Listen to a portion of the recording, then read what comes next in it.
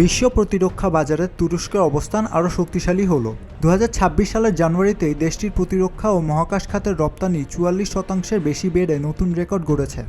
আগের বছর 2025 সালে যেখানে রপ্তানি প্রায় 48% বৃদ্ধি পেয়ে $10 বিলিয়ন ছাড়িয়েছিল, সেখান থেকে নতুন বছর শুরু করলো আরও জোর সাফল্য দিয়ে।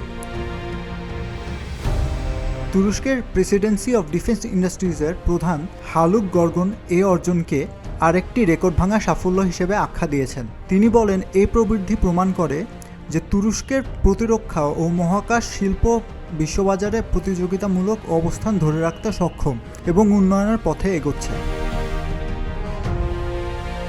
তার মতে এই সাফল্যের পিছনে রয়েছে উচ্চমূল্য সংযোজন করা আধুনিক প্রযুক্তিপূর্ণ, যুদ্ধক্ষেত্রে পরীক্ষিত প্রতিরক্ষা ব্যবস্থা এবং দীর্ঘমেয়াদী বিশ্বাসভিত্তিক আন্তর্জাতিক অংশীদারিত্ব।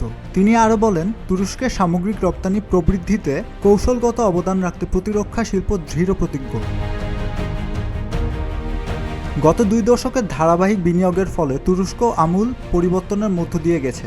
একসময় দেশটি যেখানে বিদেশি প্রতিরক্ষা ব্যবস্থার উপর প্রায় সম্পূর্ণরূপে নির্ভরশীল ছিল, সেখানে এখন নিজস্বভাবে উন্নয়ন করা আকাশ, স্থল ও নৌযান ভিত্তিক প্রতিরক্ষা প্ল্যাটফর্ম দিয়েই প্রায় সব প্রয়োজন মেটানো হচ্ছে।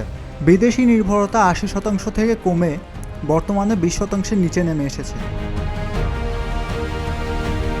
ন্যাটো সদস্য হয়েও ক্ষেপণাস্ত্র প্রতিরক্ষা ব্যবস্থা সহ বিভিন্ন ক্ষেত্রে পশ্চিমা মিত্রদের পর্যাপ্ত সহায়তা না পাওয়ায় দীর্ঘদিন ধরেই আঙ্কারা অসন্তোষ প্রকাশ করে আসছিল।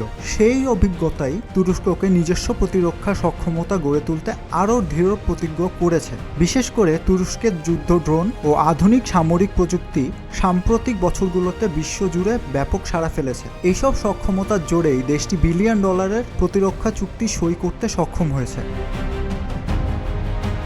বর্তমানে তুরস্কের প্রতিরক্ষা শিল্পে 3500টির বেশি প্রতিষ্ঠান সক্রিয় রয়েছে।